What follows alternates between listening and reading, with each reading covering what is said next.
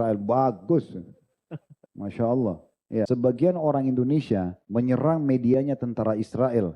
Kalian pembunuh, kalian teroris, sebenarnya kalian begini. Kemudian mereka terganggu dengan itu bagus banget itu. Jempol itu. Itu luar biasa. Lakukan terus.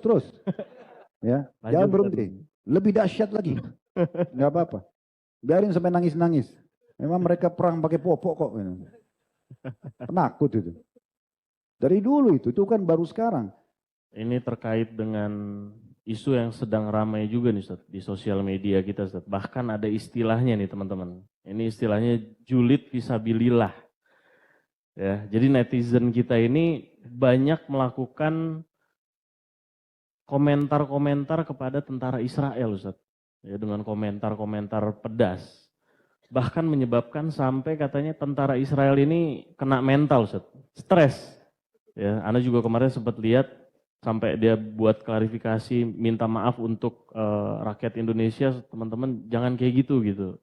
Nah ini Anda coba tarik dari sisi hukumnya Ustaz. Yang klarifikasi ini tentara Israel ya? Tentara Israel Ustaz. Gitu. Nah ini dari sisi hukumnya kan yang Anda tahu gitu ya Ustaz ya. Kan nggak boleh kita mencela Ustaz. Nah ini kalau yang kita lakukan seperti ini gimana Ustaz hukumnya Ustaz? Bagus. Ya. Saya baru tahu ini kalau ada yang seperti ini. Berarti antum bisa berperang melawan tentara Israel walaupun tidak ketemu langsung kan? Bagus kan? Dan ini makin membuktikan bahwasanya mereka pengecut. Baru diserang lewat media saja sudah cengeng. Ya. Kalau itu betul ya.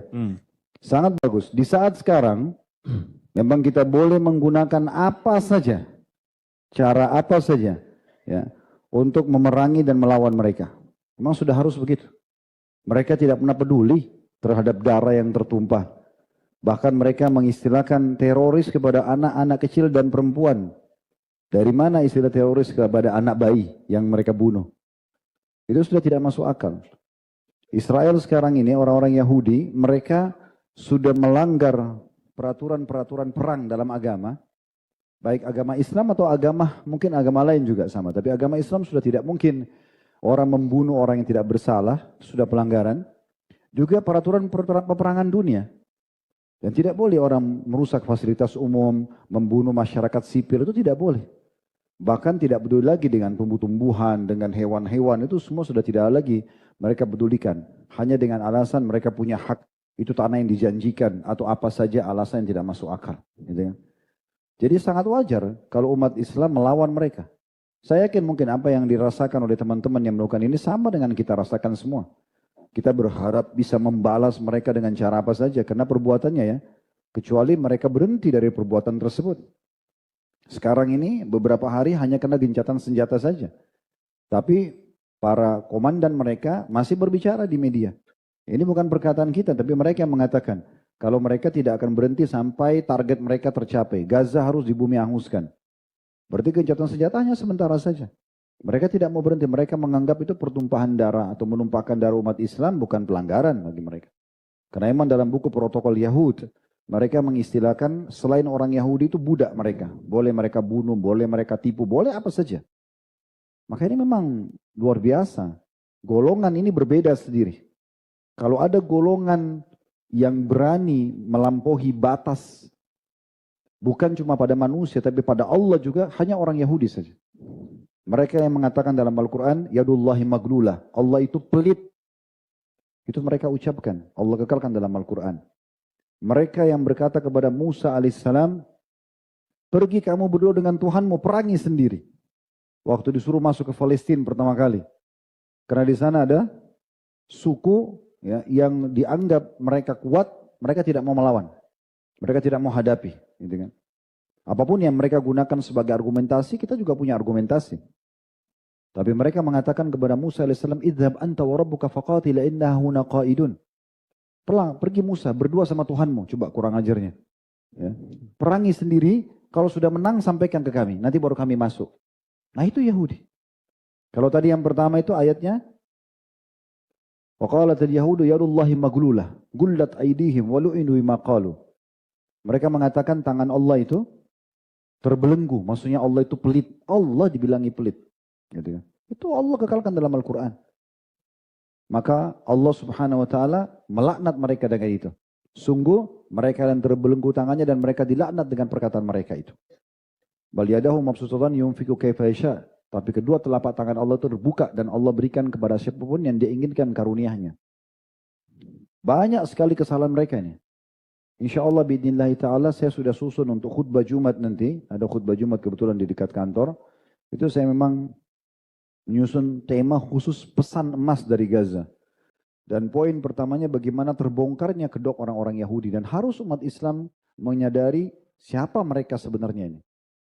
Dan Allah SWT sudah sebutkan tentang permusuhan mereka terhadap kita ini. Dan itu kekal, abadi. La tajidanna asyaddun nasi adawatan lilladina amanu al-yahuda walladina asyraku. Kalian akan menemukan, kata Allah SWT, orang yang paling keras permusuhannya, paling benci dengan orang-orang beriman adalah orang Yahudi. Memang begitu. Dan orang-orang yang musyrik. Memang mereka ini benci sekali sama kita.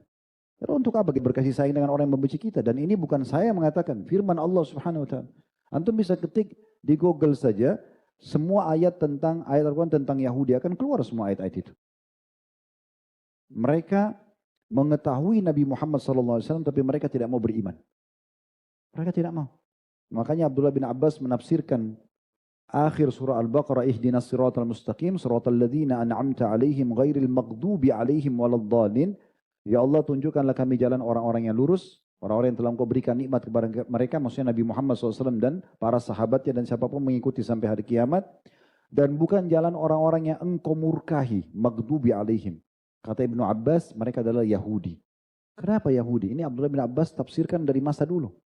Dari masa Nabi Muhammad SAW. Dan beliau terkenal ahli tafsirnya sahabat dan mengambil ilmu langsung dari Nabi SAW. Kata Abdullah bin Abbas, karena mereka tahu kebenaran tapi mereka tidak mau ikuti. Di antara kebenaran, mereka sangat mengenal Nabi Muhammad SAW, mengenal kebenaran Al-Quran. Dan Allah kekalkan juga dalam firman-Nya. Ya'rifunahu kama ya'rifuna abna'ahum. Mereka mengenal benar siapa itu Nabi Muhammad SAW dan ya sebagaimana mereka mengenal anak-anak mereka. Sampai pendeta mereka yang masuk Islam, Abdullah bin Salam, pada saat mengucapkan syahadat, lalu ditanya langsung oleh Umar bin Khattab, apakah kalian dulu, kamu dan kaummu orang Yahudi, tapi waktu itu Abdullah bin Salam sudah masuk Islam, radhiyallahu anhu, pendeta mereka masuk Islam. Umar tanya, apakah kamu dan kaummu dulu mengenal Nabi Muhammad SAW ini? Sebagaimana kalian mengenal anak-anak kalian, mereka Abdullah bin Salam mengatakan iya, bahkan lebih daripada itu. Mereka tahu, tapi mereka tidak mau beriman. Dan mereka tahu mereka akan masuk neraka. Nabi SAW pernah tanya mereka kepada orang-orang Yahudi pendetanya, siapa penghuni neraka? Dalam hadis Bukhari. Kata mereka, kami akan masuk duluan ke neraka, maksudnya orang Yahudi. Ya. Setelah itu digantikan oleh kalian, hai umat Islam. Kata Nabi SAW, kalian telah dusta. Kami tidak akan pernah menggantikan kalian selamanya. Jadi kalau ada satu kaum yang paling kurang ajar ini, ya, menantang Allah, apalagi cuma sekedar membantai manusia, ya itu mereka. Tidak ada orang sebiadab mereka ini. Dan depan mata sekarang kita bisa dikatakan lebih biadab apa lagi? Kira-kira kita mau cari sisi baik Yahudi setelah kejadian Gaza dari sisi mana coba? Mereka semua sepakat ini. Ya sipilnya, ya militernya. Kalau antum lihat di media, sebagian mereka menolak, Allahu a'lam. Saya pribadi saya nggak percaya. Nggak percaya. Karena Abdullah bin Salam sudah memberitahukan kepada kita. Waktu beliau syahadat, ini pendetanya sendiri. Begitu habis syahadat dia mengatakan, ya Rasulullah, jangan sampaikan ke orang Yahudi tentang masuk Islamku. Karena Yahud kaum Ghadr. Kaum Yahudi itu adalah pengkhianat. Ini kata mereka, pendetanya. Coba baca dalam riwayat Bukhari. Pada saat Abdullah bin Salam masuk Islam. Dan mereka begitu, mereka bisa bolak-balikan fakta seketika. Bahkan mereka bisa mengorbankan sesama bangsanya, itu demi untuk mendapatkan masalah duniawi. Dan mereka sangat mencintai dunia ini. Tidak kehidupan. Begitu juga Allah katakan dalam Al-Quran. Dan sekian banyak sebenarnya hujah kita, argumentasi kita untuk mengatakan memang saatnya memang mereka ini diperangi. Sampai mereka berhenti. Islam mengajarkan kita memerangi orang yang memerangi kita. Kalau mereka berhenti damai, kita damai. Iya begitu. Tapi masa sekarang mereka sedang perang melawan kita. Dan kita tidak bisa berbuat apa-apa. Apa yang kita bisa lakukan? Tidak bisa. Kecuali pemerintah kita izinkan, ayo masyarakat silakan ke Gaza. Selesai. Gitu kan. Mungkin tidak ada yang tinggal di sini. Kosong Blok M. Ya. Kecuali yang pengecut-pengecut, ya tidak apa-apa. Tinggal aja. Tapi kalau ikut sama saya terbang, ya kan? Tapi tunggu pemerintah, nggak bisa kita berangkat tanpa pemerintah. Memang sudah begitu hukum syar'inya. Yang kita bisa donasi iya, kita doakan iya, kita adakan talk show untuk menjelaskan ke yang lalu, itu kita lakukan. Dan kalau ini tadi betul bisa dilakukan, sebagian orang Indonesia menyerang medianya tentara Israel. Kalian pembunuh, kalian teroris, sebenarnya kalian begini. Kemudian mereka terganggu dengan itu, tuh bagus banget itu. Jempol itu. Itu luar biasa. Lakukan terus, terus. Ya, jangan berhenti. Lebih dahsyat lagi. Nggak apa-apa. Biarin sampai nangis-nangis. Memang mereka perang pakai popok kok. Penakut itu. Dari dulu itu kan baru sekarang. Di peperangan Khaybar, 9 benteng mereka cuma teriak-teriak di dalam benteng, teriak-teriak aja. Oh, kami akan kalahkan kalian, hai Muhammad, kami akan perangi kalian. Mereka punya setiap benteng itu minimal 1000 prajurit kesatria. 9 benteng Yahudi di Khaybar. Coba baca tentang perang Khaybar. Kita sudah punya histori sejarah manusia, tidak akan bohong sejarah itu. Mereka tidak pernah berani menghadapi umat Islam. Tidak mau keluar. Fight langsung itu tidak ada. Sekarang mereka berani kalau jarak jauh, dari atas pesawat lempar bom. Coba suruh turun. Nggak bakal berani lawan perempuan aja nggak berani. Itu faktanya memang begitu kan. Memang mereka pengecut. Gitu. Mereka cuma lempar anak panah. Sampai akhirnya Nabi SAW waktu keluar hadis Bukhari. Yang Nabi SAW mengatakan besok setelah 43 hari mengepung benteng pertama Yahudi di Khaybar. Beliau mengatakan besok saya akan berikan bendera untuk seseorang atau pada seseorang yang mencintai Allah dan Rasulnya. Dan Allah dan Rasulnya juga mencintai dia. Kata Umar bin Khattab, saya belum pernah menginginkan jabatan kecuali malam itu. Karena predikatnya besok yang dikasih bendera untuk menembus benteng pertama Yahudi Khaybar ini, itu dia mencintai Allah dan Rasulnya, Allah dan Rasulnya juga mencintai dia. Sampai Umar bilang, saya tidak tidur, saya pikirkan ini, mudah-mudahan saya dapat kemuliaan itu. Besok habis sholat subuh, kata Nabi SAW, mana Ali bin Abi Thalib? Mereka mengatakan Ali sedang sakit mata ya Rasulullah di kemahnya. Panggil, suruh datang. Kata Nabi SAW, kenapa kau Ali? Kata Ali, ya Rasulullah saya nggak bisa bedain mana gelap mana terang. Mata beliau bengkak, tertutup nggak bisa ngelihat. Maka dalam riwayat itu disebutkan riwayat Bukhari, Nabi SAW meludahi matanya. Ludahnya Nabi ya. Jangan ikut-ikutan gitu ya. Nabi SAW meludahi mata Ali, kemudian sembuh sebagai mukjizat. Nah setelah itu Nabi SAW kasih bendera. Dan kata Nabi SAW, hai Ali, majulah ke sana, tawarkan kepada mereka Islam dulu. Kalau mereka nolak baru mereka bayar upeti jizyah. Kalau mereka nolak baru perangi mereka. Dan ketahui Ali, kalau kau menjadi penyebab satu orang dapat hidayah, masuk Islam, kau akan mendapatkan lebih baik daripada unta merah. Kemudian Ali bin Abi Thalib atur strategi. Karena mereka tahu, Ali bin Abi Thalib tahu selama 40 hari ini mereka nggak mau keluar. Lempar anak panah aja dari pagi sampai malam. Umat Islam ada yang jadi korban terserah. Kadang-kadang kalau lagi sudah banyak anak panah, umat Islam lagi sibuk, mereka buka pintu gerbang, mereka keluar nyerang sebentar, habis menghantamkan beberapa pedang, lari pulang, masuk ke dalam benteng yang nggak mau melawan gitu. Maka Ali atur strategi. Ali radhiyallahu anhu buat mereka memakai perisainya, tangkis semua anak panah, tapi mereka tetap di tempatnya. Sementara Nabi SAW dengan pasukan muslimin berada jauh dari lokasi depan benteng itu.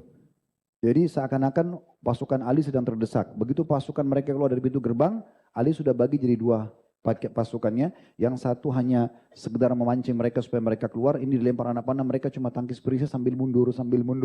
Terus gitu, supaya pasukan ini jauh dari pintu gerbangnya.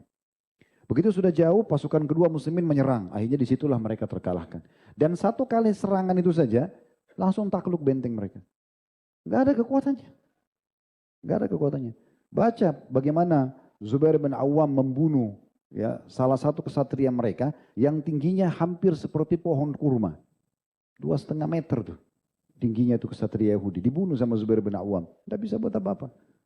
Ya, walaupun mereka tuh wajib militer segala macam, tidak usah peduli dengan senjata mereka. Karena selama ini umat Islam selalu menang bukan dari senjata dan jumlah. Sama sekali. Makanya Umar bin Khattab kalau kirim pasukan mengatakan, wahai muslimin ketahuilah sesungguhnya musuh-musuh kalian itu memiliki lebih senjata dan jumlah.